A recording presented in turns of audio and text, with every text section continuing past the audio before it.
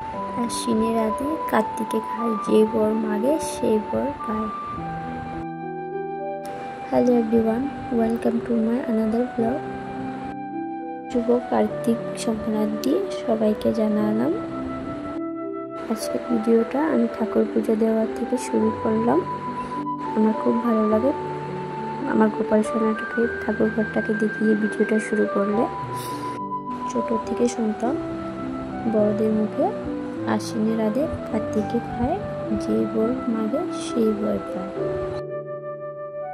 তো আশ্বিনের শেষ দিন রান্না করা হয়, কার্তিকের প্রথম দিনও খাওয়া হয় ডালটা বাসি করে। এই ডালটার নাম হলো গাড়ুর ডাল। এই ডালটা অনেকে অনেক রকম ভাবে করে, যাদের যে নিয়ম। আমাদের তো তেল ছাড়া করে কোনো সোমবার দেওয়া হয় না, অনেকে সোমবারও দেয়। কিন্তু যাই হোক, কিন্তু এই ডালটা এতই স্বাদ লাগে, এতই ভালো হয়। কোনো তেল কিছু দেওয়া হয় না, জাস্ট সিম্পল বয়েল করা হয়। এতই ভালো লাগে ডালটা। আর এই ডালটার রেসিপি আর কি বলবো, অনেকে জানে, এখানে কিছু বলার নেই। তো যাই হোক, দেখো আমি কিভাবে কি করছি। আমি আগে ভাতটা বসিয়ে দিয়েছি, ভাতটা হয়ে যাওয়ার পর আমি ডালটা বসিয়ে দিয়েছি।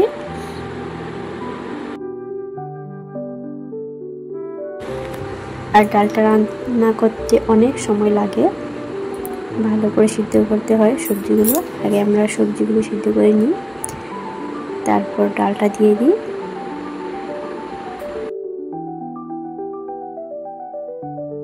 সত্যি কথা বলতে ডালটার মধ্যে অনেক জাদু আছে, কোনো কিচ্ছু দেওয়া হয় না, বাস ডাল আর সবজি।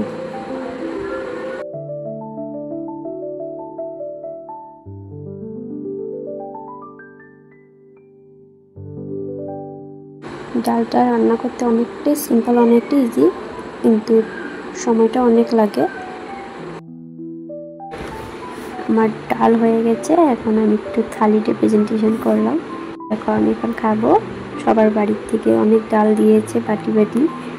সবার বাড়ির ডালটা টেস্ট করব, খুব ভালো লাগে সবার বাড়ির ডালটা টেস্ট করতে।